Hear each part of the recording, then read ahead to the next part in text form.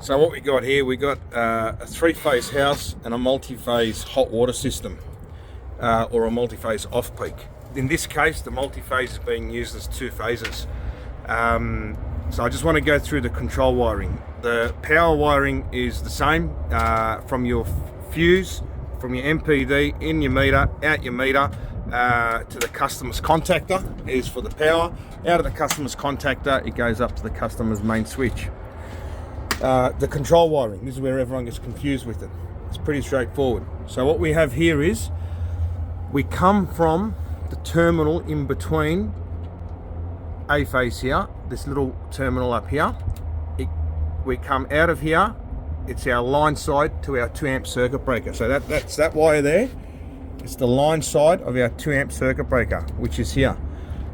This feeds power to our 2 amp circuit breaker. We come out of our 2 amp circuit breaker, there it is there, 2.5 mil, and we go into terminal TB2.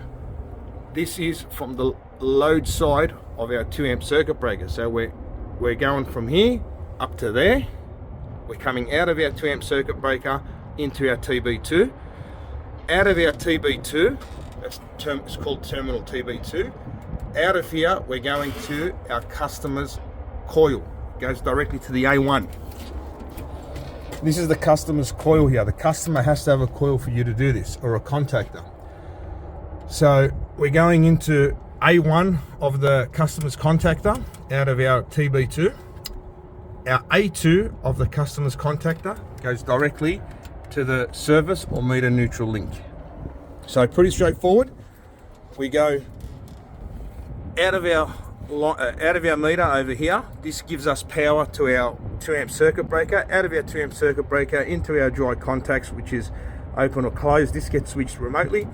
Out of here to our customer contactor. The whole point of that 2 amp circuit breaker is to ensure that this terminal isn't overloaded. It's only rated at 2 amps. If you guys have got any issues with this, let us know. I do also want to mention that this area here has to be covered and sealed off. It has to be in a sealed off enclosure.